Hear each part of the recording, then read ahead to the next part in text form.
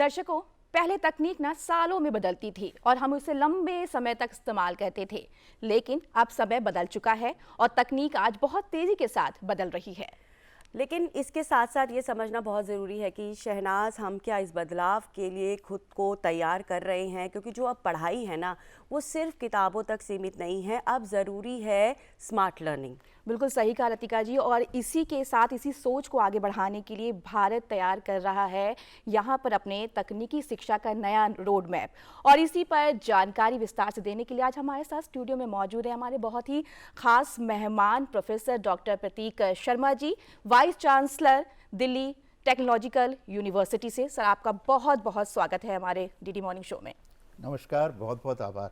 बहुत बहुत स्वागत है सर आपका। तो सबसे पहले तो सर आपसे यही जानना चाहेंगे कि आज के समय में जो नई टेक्नोलॉजी इनोवेशन है, उसकी स्पीड कितनी बढ़ गई? देखिए, स्पीड जो स्पेशली अगर हम देखें आईटी सेक्टर में, कंप्यूटर साइंस में, डिजिटल टेक्नोलॉजी में, उसकी स्पीड तो बहुत तेज़ी से बढ़ रही है, एक्सपोनेंशियली उसका इंक्रीज़ हो रहा है।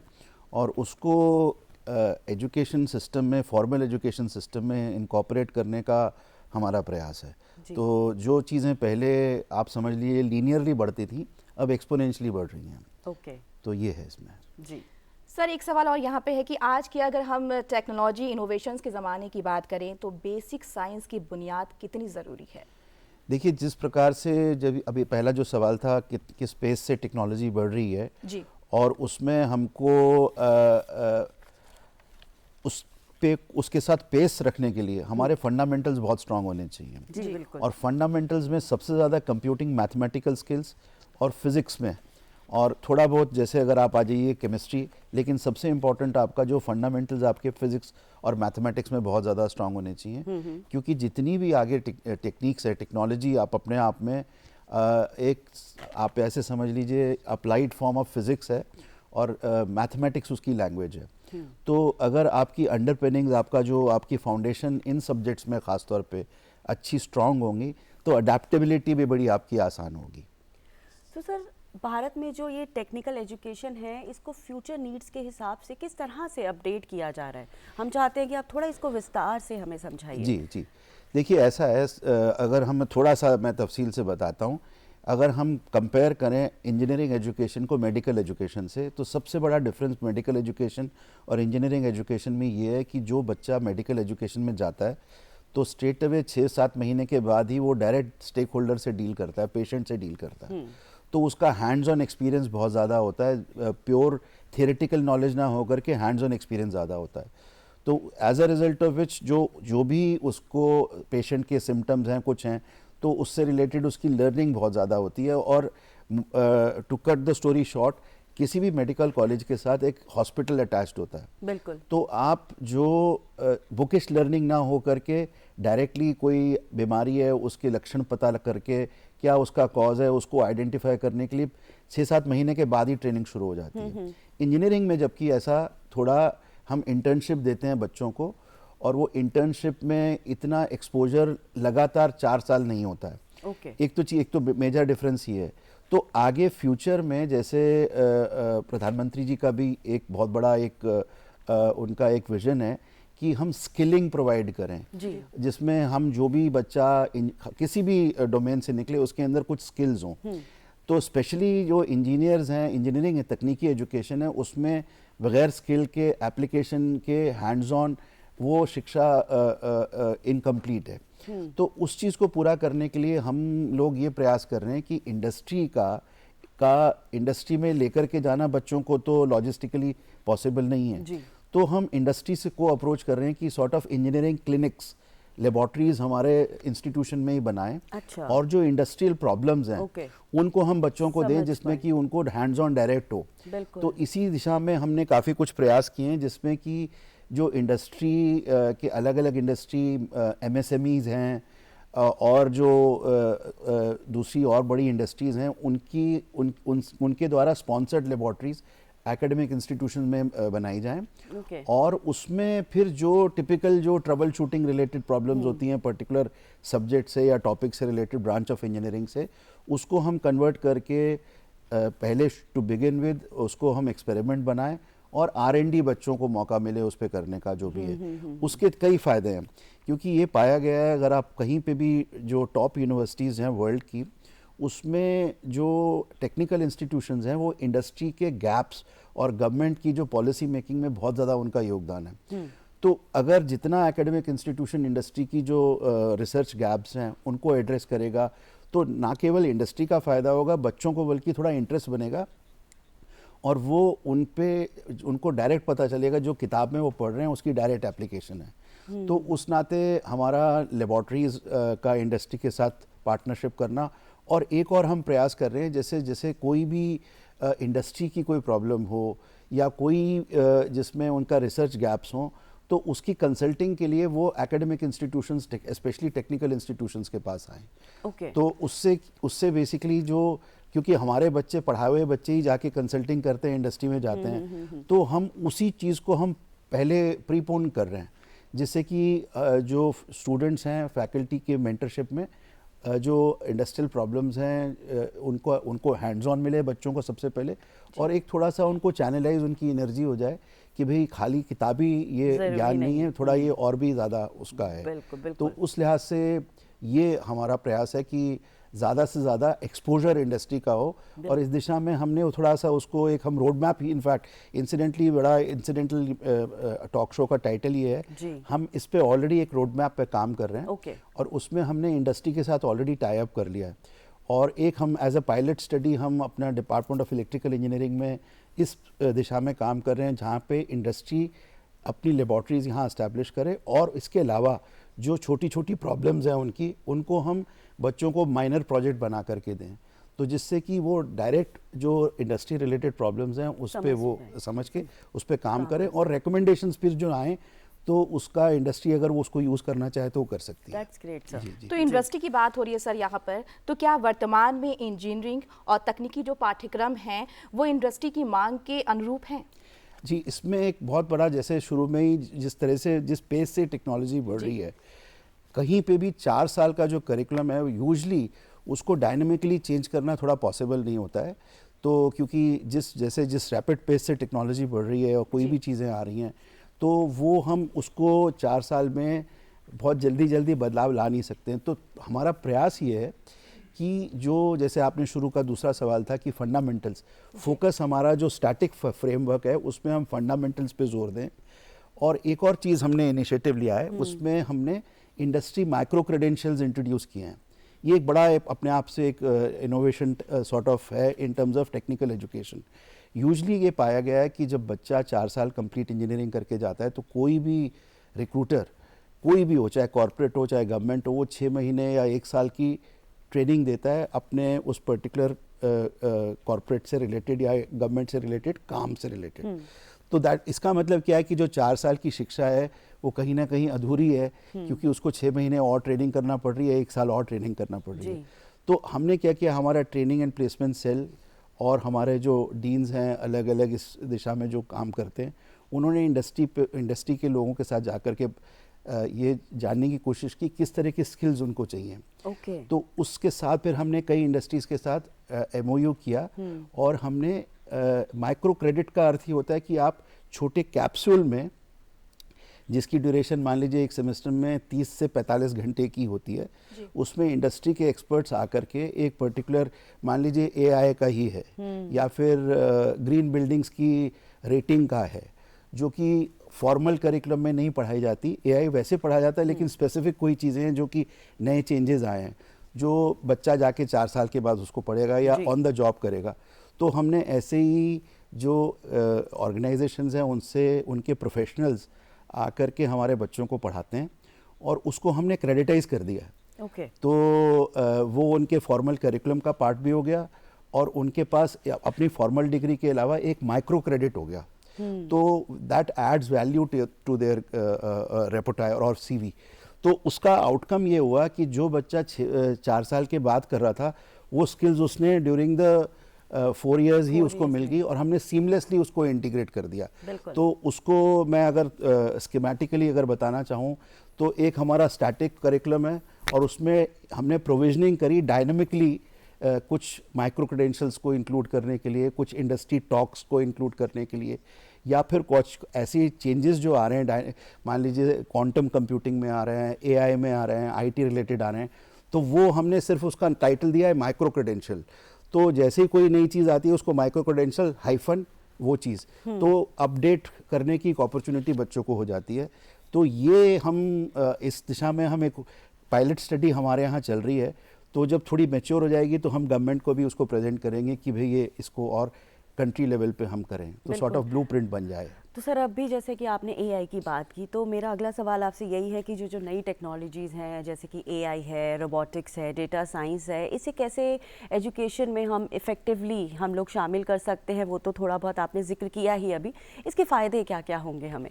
देखिए, एआई और ख़ासतौर पे क्वांटम कंप्यूटिंग ये गेम चेंजर होने वाला है। कई लोगों की इसमें ना बहुत दोनों व्यूज़ रहते हैं, जी। लेकिन मेरा अपना मानना है कि एआई ख़ासतौर पे बहुत बड़ा इनेबलर है। वो इसलिए इनेबलर है क्योंकि आप देखिए एआई हमारे लिए करता क्या है, जो भी हमारी इंफॉर्मेशन नेट पे, क्लाउड पे अवेलेबल है, वो क्लिक ऑफ अ बटन वो हमको प्रोवाइड करता है। मोटी मोटी बात मैं बता रहा हूँ। तो in the context of research और नवाचार, इनोवेशन के कॉन्टेक्स्ट में, अब मान लीजिए जैसे हमारे को कोई रिसर्च पे हमको गैप्स आइडेंटिफाई करने हैं, रिसर्च गैप्स इस पर्टिकुलर एरिया में क्या हैं, तो नॉर्मल कन्वेंशनल तरीका क्या है, आप लाइब्रेरी में जाएंगे, लिटरेचर देखेंगे, किताबें देखेंगे, इंटरनेट रिसोर्सेज में जा कर के देखेंगे। तो फिज़िकली आप लाइब्रेरी जा रहे हैं, किताबों जर्नल्स को देख रहे हैं, उसके बाद आइडेंटिफाई कर रहे हैं, पढ़ने के बाद ये गैप है।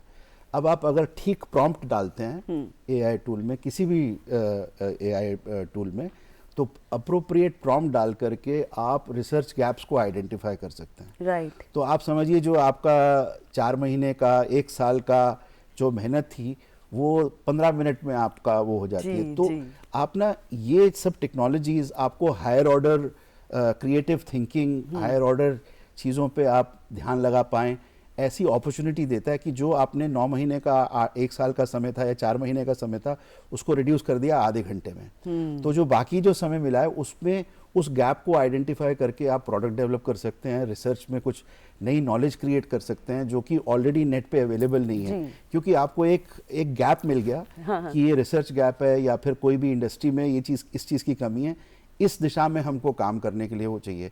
तो वो एक आपका की इनेबलर है। ऑब्वियसली इसके साथ एथिकल इश्यूज एसोसिएटेड हैं, और जो कि इसका मिसयूज की कोई भी चीज़ आती है उसके दोनों पहलू होते हैं। उसको कोई आप तलवार से आप काट भी सकते हैं और उसको अपनी प्रोटेक्शन के लिए भी यूज़ कर सकते हैं। तो दोनों चीज़ें हैं उसकी। तो लेकिन मैं समझता हूँ इसकी, इस टेक्नोलॉजी की यूजेस ज़्यादा हैं और आपको एक बहुत हायर ऑर्डर लेवल की थिंकिंग और क्रिएटिविटी की तरफ लेकर के बिल्कुल ठीक कहा सर आपने। तो यहाँ एक सवाल ये भी बनता है कि हम स्किल बेस्ड जहाँ पे एजुकेशन की बात कर रहे हैं, तो इसको बढ़ावा देने के लिए क्या बदलाव ज़रूरी है? स्किल बेस के लिए सबसे ज़्यादा ज़रूरी ये है कि हम इंडस्ट्री के साथ टाई अप करें जी। और इंडस्ट्री में, क्योंकि स्पेशली इंडियन कॉन्टेक्स्ट में देखा गया है कि हम जो हमारा कन्वेंशनल इंडस्ट्रियल प्रोसेसेस हैं, वहाँ पे R&D का कंपोनेंट है वो थोड़ा सा रिलेटिवली कम है। तो अगर जैसे एकेडमिक इंस्टीट्यूशंस जो हैं वो इंडस्ट्री के साथ टाई अप करें और इंडस्ट्री को भी लगे कि भाई जो एकेडमिक इनपुट, जो कि एक्चुअली अगर नॉर्मली आप इंडस्ट्री देखें, कोई रिसर्चर को हायर करें या पूरा R&D का सेटअप क्रिएट करें, तो मैन पावर कॉस्ट भी बहुत ज़्यादा है और लेबॉर्ट्री को एस्टैब्लिश करने की कॉस्ट भी ज़्यादा है। Very true. एकेडमिक इंस्टीट्यूशंस जो हैं उनके पास एक लग्जरी है कि लेबॉर्ट्री इंफ्रास्ट्रक्चर है। सबसे बड़ी बात है कि जो स्टूडेंट्स हमारे आते हैं उनके इतनी टैलेंटेड स्टूडेंट्स होते हैं, स्पेशली जैसे DTU जैसे इंस्टीट्यूशन में, उनकी एनर्जीज़ को चैनलाइज करने की बहुत ज़्यादा ज़रूरत है। जबकि और ऐसे टीचर्स हमारे और हमारा लेबॉर्ट्रीज और लाइब्रेरी, तो ये बेसिक फैसिलिटीज़ हैं R&D करने के लिए। तो ये ऑलरेडी एकेडमिक इंस्टीट्यूशन में बाय डिफ़ॉल्ट एग्जिस्ट करती हैं। तो इंडस्ट्री को अपने आप से कुछ क्रिएट करने की ज़रूरत नहीं है। तो अगर इंडस्ट्री को हमारे बच्चों को कुछ ऐसी चीज़ें दें और हमारे जो फैकल्टी की मेंटरशिप में वो इंडस्ट्रियल प्रॉब्लम्स को पे काम करें, तो आप समझिए उनका ऑलमोस्ट फ्री ऑफ कॉस्ट में इंडस्ट्री के लिए जो उनके गैप्स हैं, उनके प्रोसेसेस ज़्यादा एफिशिएंट हो जाएंगे, उनकी प्रॉफिटेबिलिटी बढ़ेगी क्योंकि R&D उन पे इनपुट आएगा। अभी कन्वेंशनल थिंकिंग है कि उसमें मैं जनरली ब्लैंकेट रिमार्क नहीं दूंगा, लेकिन जनरली ब्रॉडली अगर देखा जाए तो कुछ हैं इंडस्ट्रीज जहाँ पे R&D बहुत अच्छी हो रही है, लेकिन MSME सेक्टर है, वहाँ पे कन्वेंशनल तरीके से चीज़ें चलती जा रही हैं, हमने उनको अप्रोच किया है। तो बच्चों के लिए सबसे बड़ा मोटिवेशन ये रहेगा कि उनको हैंड्स ऑन कुछ लग रहा है कि जैसे हम किसी इंडस्ट्रियल प्रोजेक्ट में काम कर रहे हैं। बिल्कुल, यहाँ पर लेकिन सर एक जगह और भी है जहाँ पर हम देख रहे हैं कि काफ़ी अंतर है, बहुत गैप है। तो अगर हम बात करते हैं ग्रामीण और शहरी क्षेत्रों की, तो वहाँ जो ये गैप है टेक्निकल एजुकेशन का, इसको कैसे कम किया जा सकता है? ये बहुत बड़ा आपने अच्छा सवाल किया। इनफैक्ट हमने एक प्रयास किया है centre for community development and research. Okay. हाँ जी, और अगर हमारा जो आदरणीय प्रधानमंत्री जी का जो सपना है विकसित भारत का, उसमें वही गांधी जी का वो है अंत्योदय, कि आपका आखिरी व्यक्ति समाज का अगर उसकी क्वालिटी ऑफ लाइफ इम्प्रूव नहीं हो पा रही है तो हम विकसित समाज नहीं है। तो उसी नाते अगर आप देखें कि रूरल एरियाज में क्या समस्याएं हैं, access to clean energy, access to clean water and sanitation, primary secondary tertiary education, primary secondary tertiary health care, इसमें टेक्नोलॉजी का एक बहुत बड़ा योगदान है। एक्सेस टू क्लीन एनर्जी, क्योंकि वहाँ पे अगर आप देखें जिस प्रकार से जो उनका चूल्हा है उसमें हेल्थ रिलेटेड प्रॉब्लम्स भी होती हैं। तो जो मैंने आपको centre for community development and research बताया, इसमें हम क्या कर रहे हैं, सोसाइटल प्रॉब्लम्स स्पेशली चाहे अर्बन प्रॉब्लम्स हो या रूरल प्रॉब्लम्स, उसकी रिपोजिटरी बना रहे हैं। तो उसमें हमको कोई बहुत ज़्यादा रॉकेट साइंस नहीं लगानी है, सिंपल फ्रूगल इनोवेशन जो कि आम रूरल एरियाज़ में जो लोग रह रहे हैं उनकी क्वालिटी ऑफ लाइफ इम्प्रूव हो। उसको करने के लिए हम अपने बच्चों को प्रोजेक्ट की फॉर्म में वो दे रहे हैं और बच्चे उस पर काम कर रहे हैं। और उसकी जो रिकमेंडेशंस हैं फिर हम स्टेक होल्डर्स जैसे अर्बन लोकल बॉडीज़ हैं उनके साथ, पंचायती राज इंस्टीट्यूशंस हैं और गवर्नमेंट है, पंचायती राज गवर्नमेंट है, उनसे हम उनको शेयर करेंगे। तो हमारा एक्सपेक्टेशन ये है कि वो जो रिकमेंडेशंस हैं वो जो रूरल एरियाज़ में हमारा जो प्रॉब्लम्स हैं, तो वो जो गैप है अर्बन रूरल का, इन्हीं 4-5 चीज़ों में गैप है। आप देखिए जो एनर्जी पे, वाटर, सैनिटेशन, एजुकेशन और हेल्थ, अगर इस गैप को ब्रिज कर दें तो कोई गांव से शहर में क्यों आएगा। तो वही हम क्वालिटी, हमारा प्रयास है वही क्वालिटी हम गांवों तक पहुंचाएं थ्रू टेक्नोलॉजी, और ये हमारा DTU में एक प्रयास चल रहा है। ओके, बिल्कुल। तो सर यहाँ एक सवाल ये भी है कि अगर इनोवेशन और स्टार्टअप की बात की जाए तो इसे बढ़ाने में अगर हम देखें तो तकनीकी संस्थानों की भूमिका क्या हो सकती है? इनफैक्ट टेक्निकल इंस्टीट्यूशन ही हैं जो इसमें इनोवेशन या नवाचार या इंक्यूबेशन में हों, और इनफैक्ट उसमें जो बच्चे को खाली जो इंडस्ट्री का जो अभी तक जो हमने बातें करी, अगर हम कोई जो चीज़ें वो पढ़ रहा है और वो पढ़ी हुई चीज़ों को किसी प्रोडक्ट में कन्वर्ट कर सके, तो इससे ज़्यादा संतोष की बात कोई हो नहीं सकती है। तो वही हमारा प्रयास है। हमारा एक सेक्शन 8 कंपनी है, इनोवेशन एंड इंक्यूबेशन फाउंडेशन। ज़्यादातर गवर्नमेंट भी इनकरेज कर रही है, अच्छे इंस्टीट्यूशंस में इस प्रकार के स्टार्टअप्स की इंक्यूबेशन फाउंडेशन होती है टेक्निकल इंस्टीट्यूशंस में। जो अच्छे इंस्टीट्यूशंस हैं वहाँ पे सब में मिलेगी। ऐसे ही DTU में भी हमारे यहाँ है। तो हम बच्चों को इनकरेज करते हैं कि वो अपना स्टार्टअप करें। उसके कई कारण हैं। एक तो ये कि उनकी अपनी क्रिएटिव एनर्जी एक पर्टिकुलर प्रोडक्ट डेवलपमेंट में लगती है, और जो चीज़ें उन्होंने पढ़ी हैं या फिर उनको लगा बहुत ही किताबी बातें थी, तो उनको किताबों से पढ़ कर के, देख कर के, या फिर इंटरनेट रिसोर्सेज से समझ के, टीचर्स के साथ मेंटरशिप में किसी प्रोडक्ट में कन्वर्ट करें, और वो ऐसा प्रोडक्ट हो जो कि